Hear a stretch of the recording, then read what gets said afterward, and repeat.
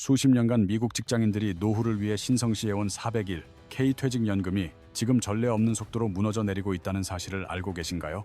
뱅가드와 피델리티의 최신 데이터에 따르면 생활고를 견디지 못한 사람들이 은퇴자금에 손을 대는 하드십 인출 사례가 역대 최고치를 경신했습니다.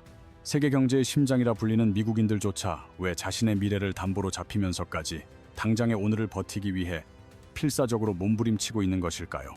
만약 당신이 연금 저축이나 예금, 채권 같은 이른바 안전자산의 미래를 맡기고 있다면 지금 진행 중인 거대한 변화를 직시해야 합니다. 당신이 믿고 있는 그 자산의 가치는 지금 조용히 진행되고 있는 거대한 화폐 가치의 파괴 현상 한가운데서 심각하게 훼손될 수 있습니다. 우리가 지금 목격하고 있는 것은 지난 50년을 통틀어 가장 강력하고 파괴적인 통화 가치의 변화가 실시간으로 일어나고 있는 역사의 현장입니다. 실제로 2025년에만 미국 달러의 가치를 나타내는 달러 인덱스가 9% 이상 급락하며 달러화의 약세 현상이 멈추지 않고 계속되고 있습니다. 이것은 단순히 화면상의 숫자가 변하는 것이 아니라 당신이 보유한 돈의 실질적인 구매력이 전 세계적으로 급격히 줄어들고 있다는 명백한 경고입니다. 상황이 이토록 엄중함에도 불구하고 정책 결정자들은 달러는 여전히 훌륭하며 강달러 정책에는 변함이 없다는 말만 되풀이하며 현실을 부정하고 있습니다. 왜 현실의 지표와 그들의 발언 사이에는 이토록 깊은 괴리가 존재하는 것인지, 도대체 무대 뒤에서는 어떤 일들이 벌어지고 있는 것일까요? 대부분의 투자자가 놓치고 있는 이 거대한 신호는 사실 정부가 막대한 부채를 해결하기 위해 의도적으로 설계한 통제된 평가절하의 서막입니다. 마치 노련한 마술사가 관객의 시선을 돌리듯 정부는 인플레이션이라는 보이지 않는 세금을 통해 당신 주머니 속 현금 가치를 조용히 탈취하고 있습니다.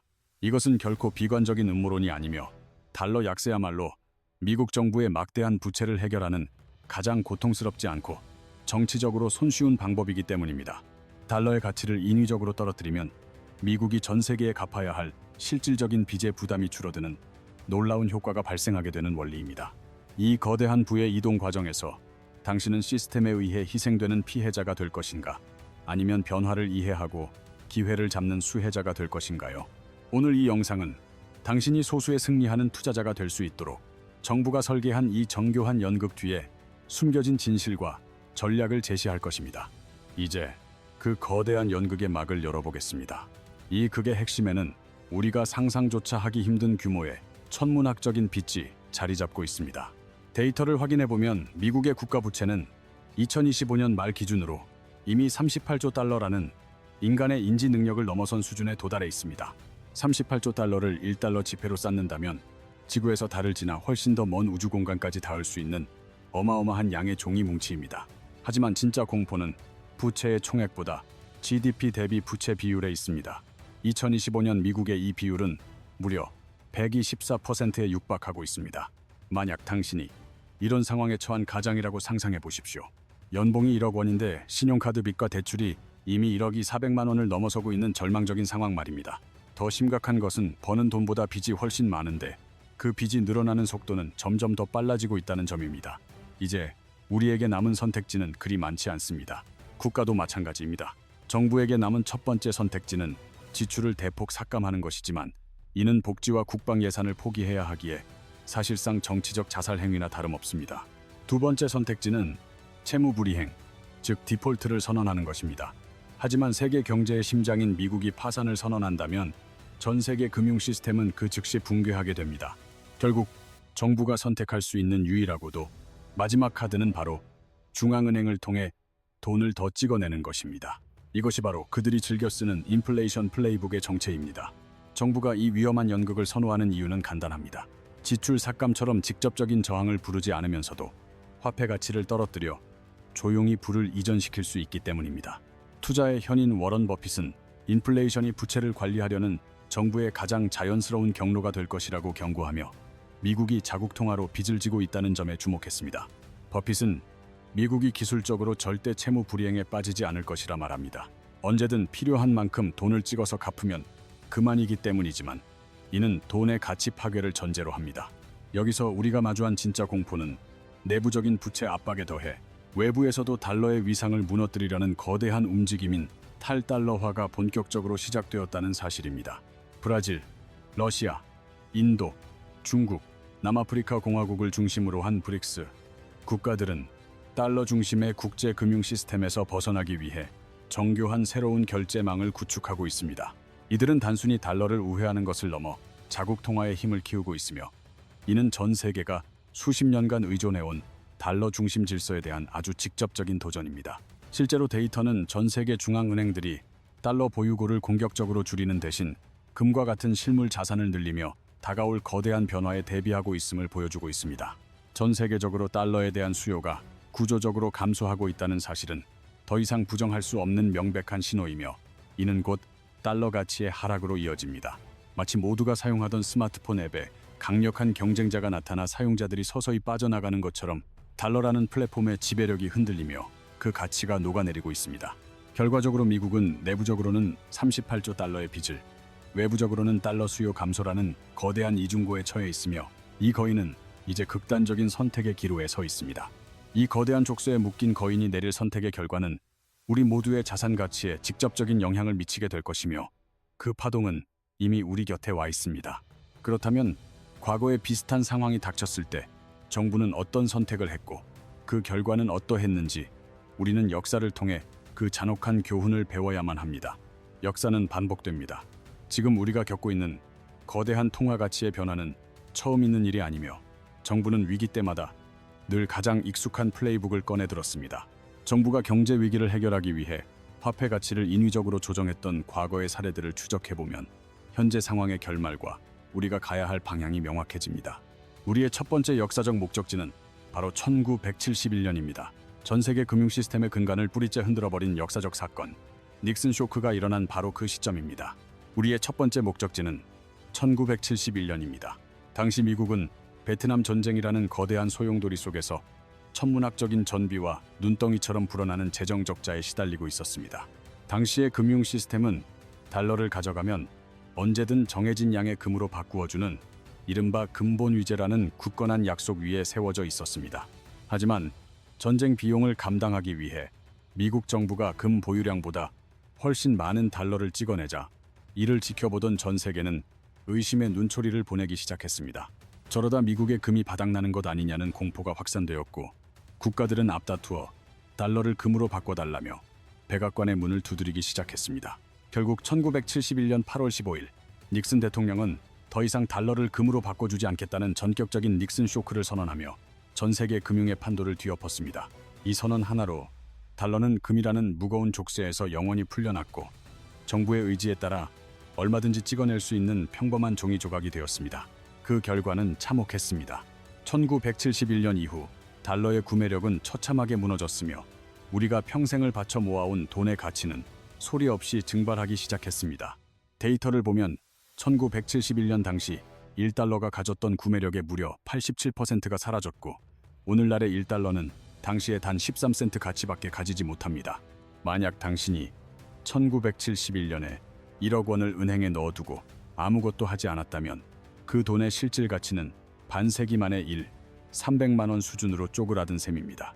이제 우리는 두 번째 역사적 현장인 1985년 뉴욕 플라자 호텔로 이동하여 정부가 설계한 또 다른 거대한 부의 재편 과정을 확인해야 합니다.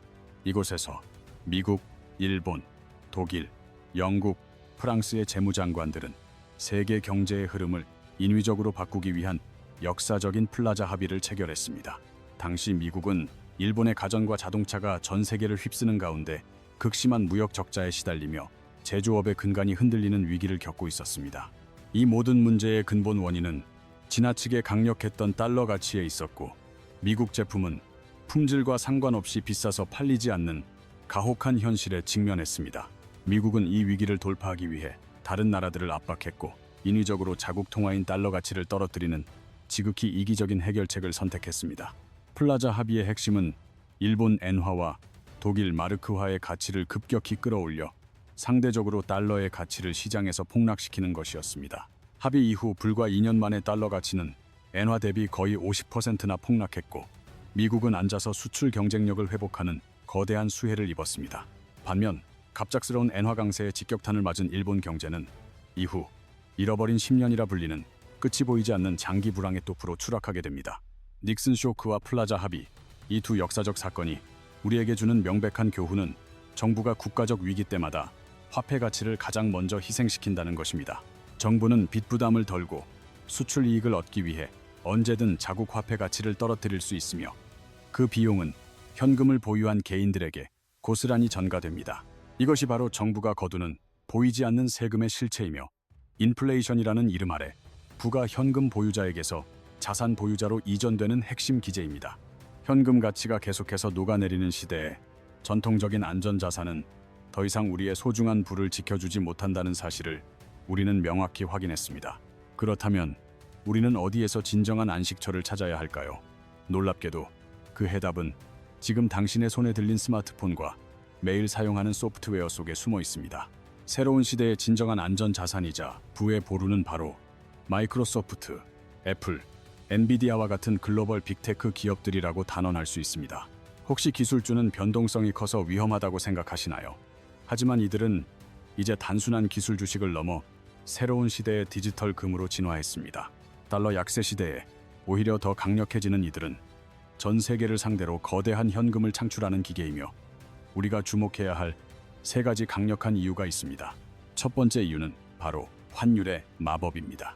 달러 가치가 하락하는 것이 이들 글로벌 기업들에게는 오히려 수익을 극대화하는 강력한 호재로 작용합니다. 이 기업들은 미국에 본사를 두고 있지만 매출의 상당 부분을 해외에서 벌어들입니다.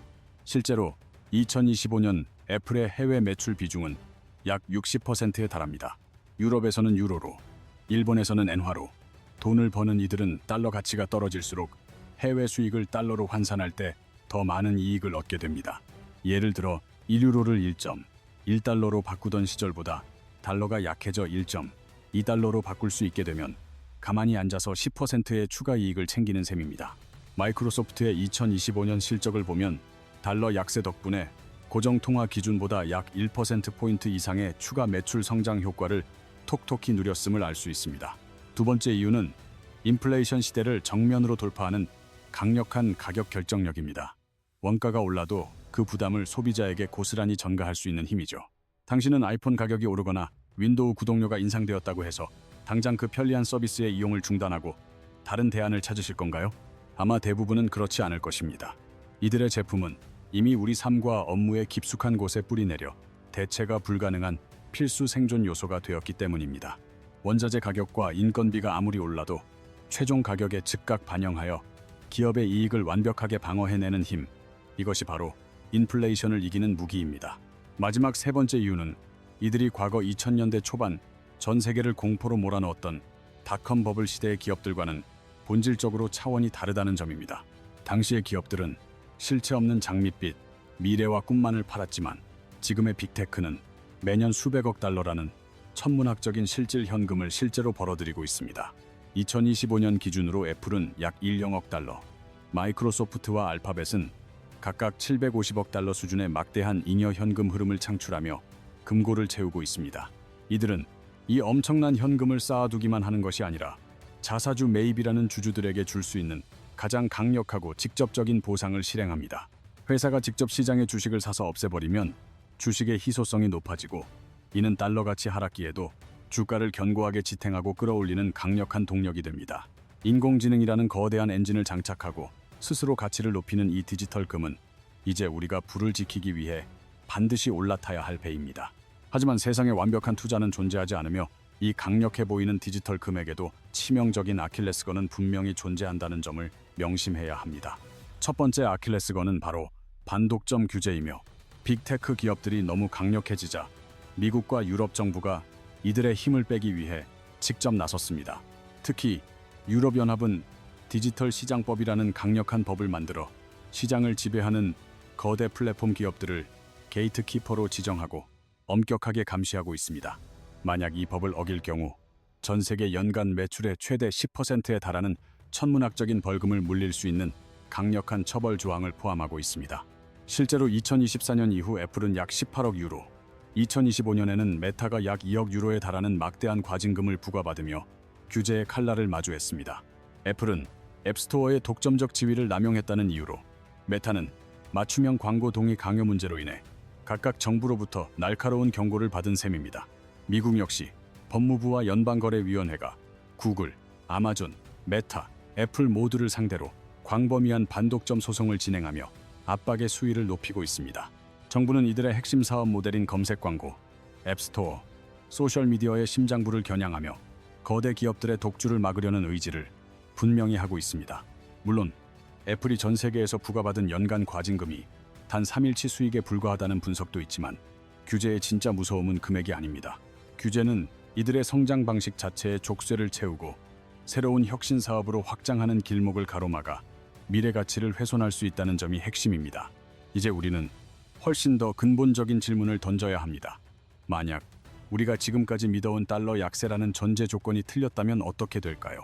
만약 예상치 못한 인플레이션이 다시 고개를 들어 연준이 금리를 내리는 대신 높은 수준으로 계속 유지하는 시나리오가 현실이 된다면 상황은 급변합니다.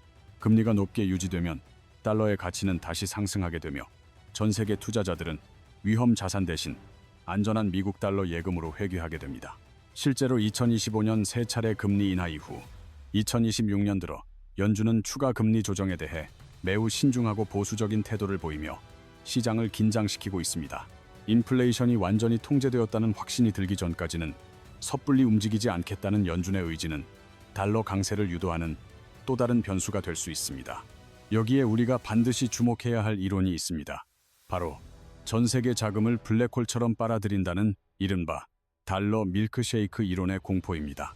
경제 위기가 닥칠수록 사람들은 본능적으로 가장 믿을 만한 최후의 보루인 달러로 도망치며 이는 역설적으로 달러의 가치를 더욱 끌어올리게 됩니다. 아무리 탈달러화를 외쳐도 위기의 순간에는 결국 달러가 더 강해지는 이 기묘한 역설이 빅테크 투자의 논리를 뒤흔들 수 있는 강력한 암초입니다. 특히 차기 연준 의장으로 지명된 케빈 워시의 등장은 향후 금리의 향방과 달러의 가치를 더욱 예측 불가능한 안개 속으로 밀어넣고 있습니다. 우리는 지금까지 빅테크라는 거대한 배의 잠재력과 함께 규제와 금리라는 치명적인 위험성까지 모두 냉정하게 살펴보며 거대한 연극을 분석했습니다. 지난 50년 동안 우리가 맹목적으로 믿어온 안전이라는 단어의 정의가 통째로 바뀌는 거대한 시대적 전환점이 지금 우리 눈앞에 펼쳐지고 있습니다. 미국인들조차 수십 년간 부어온 소중한 연금을 깨서 각자 도생의 길을 찾고 있는 지금 당신의 자산은 과연 폭풍으로부터 안전한 곳에 머물고 있습니까? 정부는 38조 달러가 넘는 막대한 부채를 해결하기 위해 인플레이션이라는 보이지 않는 수단을 통해 당신의 현금 가치를 조용히 이전시키고 있습니다. 이러한 통제된 평가절하의 각본 속에서 단순히 현금을 들고 있거나 전통적인 예금에만 의존하는 것은 흐르는 모래 위에 성을 쌓는 것과 같습니다. 이제 우리는 화폐의 가치가 녹아내리는 속도보다 더 빠르게 가치를 창출하고 스스로를 방어할 수 있는 진정한 자산이 무엇인지 냉정하게 판단해야 합니다. 글로벌 시장에서 압도적인 지배력을 가진 빅테크 기업들은 환율의 마법과 강력한 가격 결정력을 통해 인플레이션이라는 파도를 넘어서는 방패가 되어줍니다. 물론 반독점 규제와 금리 변동성이라는 암초가 존재하지만 이들이 보유한 막대한 현금 흐름과 자사주 매입 능력은 그 어떤 자산보다 견고한 기초가 됩니다. 부의 대이동이 일어나는 혼돈의 시기는 준비되지 않은 자에게는 가혹한 재앙이 되겠지만 시스템의 원리를 이해하는 소수에게는 일생일대의 거대한 기회가 될 것입니다. 역사는 반복되며 정부의 플레이북은 늘 비슷하게 작동해왔기에 우리는 과거의 교훈을 바탕으로 다가올 미래의 시나리오를 미리 준비하고 대응해야만 합니다. 단순히 공포에 젖어 시장을 외면하기보다는 변화의 본질을 꿰뚫어보고 당신의 소중한 자산을 지킬 수 있는 구체적이고 전략적인 포트폴리오를 구성하십시오. 지금 이 순간에도 달러의 구매력은 전 세계적으로 줄어들고 있으며 당신이 결정을 망설이는 사이에도 보이지 않는 세금은 당신의 부를 야금야금 갉아먹고 있습니다. 닉슨 쇼크와 플라자 합의가 증명했듯이 정부는 위기 상황에서 언제든 개인의 희생을 담보로 시스템의 유지를 선택한다는 잔혹한 진실을 결코 잊지 마십시오. 새로운 시대의 디지털금을 선점하고 AI라는 성장 엔진에 올라타는 것은 단순히 수익을 내는 문제를 넘어 당신의 가족과 미래를 지키는 생존 전략입니다.